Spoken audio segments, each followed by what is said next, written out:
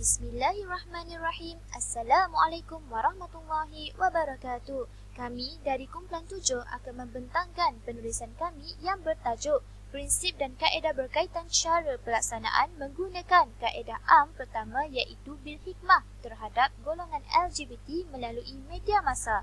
Saya, Nur Asmat binti Muhammad, nombor matrik 051701 akan membentangkan 4 definisi iaitu definisi dakwah, bil hikmah, LGBT dan media massa. Definisi dakwah dari segi bahasa, mengundang, menyeru, mengajak dan mendoakan. Dari segi istilah pula, menurut Hamzah Yaqub, iaitu mengajak umat manusia dengan hikmah kebijaksanaan untuk mengikuti petunjuk Allah Subhanahu Wa Taala dan Rasulullah Sallallahu Alaihi Wasallam. Sinonimnya, dakwah Islam sebagai menyeru dan membawa umat manusia ke jalan Allah pada dasarnya. Definisi bil hikmah, menurut Al-Fairuz Abadi, hikmah berasal daripada sisi Allah Subhanahu Wa Taala. Menurutnya lagi, hikmah dalam medium dakwah untuk menjelaskan maksud dan tujuan hikmah dalam medan dakwah kepada Allah Subhanahu Wa Taala. Mukti Ali, kesanggupan dakwah untuk menyebarkan ajaran Islam dengan berkorban waktu dan tempat demi masyarakat yang dihadapinya. Definisi LGBT mengikut akronim LGBT. L. Lesbian, golongan yang mempunyai tarikan seksual terhadap perempuan lain. G. Gay, pasangan sejenis dikhaskan untuk lelaki bersama lelaki.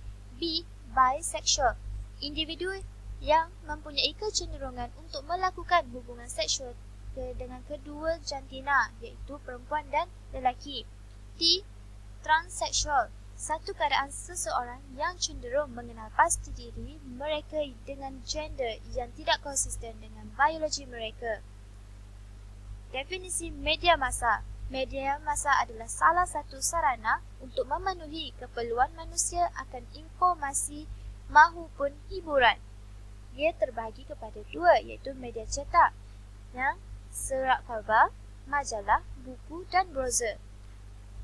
Media elektronik pula, radio, televisyen, filem, video dan sebagainya. Assalamualaikum warahmatullahi wabarakatuh. Nama saya Nur Atika binti Syafi'i 051528 dan saya akan bentangkan tentang teknik dakwah berkaitan cara pelaksanaan bil hikmah khusus kepada dakwah masa kini. Yang pertama adalah etika dan berakhlak.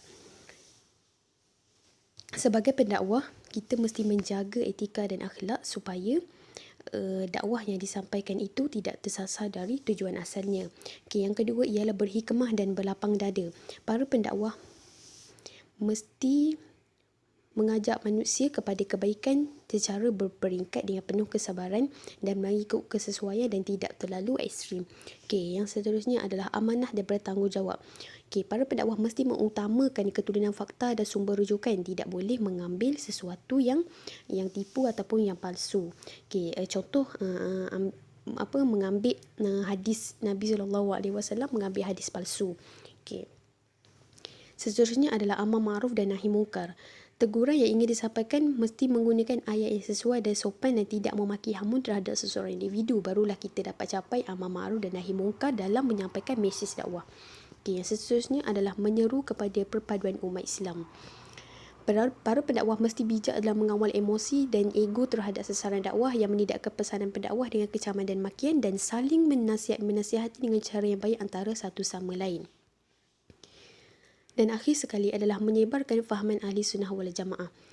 Para pendakwah perlu sensitif dengan perkara ini dan menjawab segala tomahan dan berita palsu yang tidak benar itu dengan hujah dan nas dalam memberikan kebenaran yang sebenarnya dan membanteras perkara tersebut dengan melaporkannya kepada pihak yang berkuasa. Dan para pendakwah mesti peka terhadap permasalahan umat Islam yang berlaku menurut realiti semasa.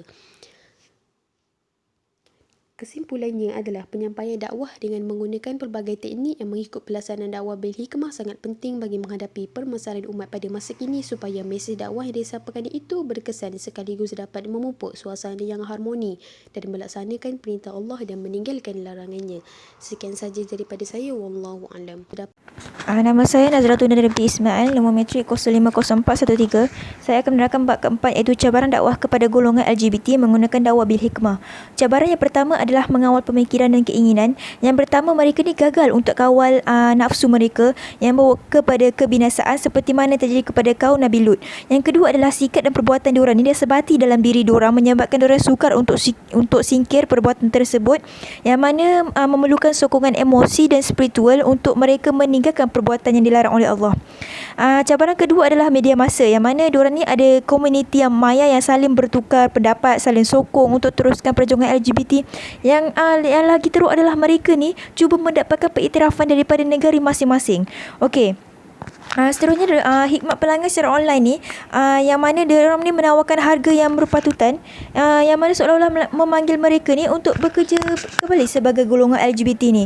Okey. Selain itu, peranan artis negara barat seperti Elton John ni juga memainkan peranan penting, yang mana menyebabkan mereka ni tergolong dalam golongan ini.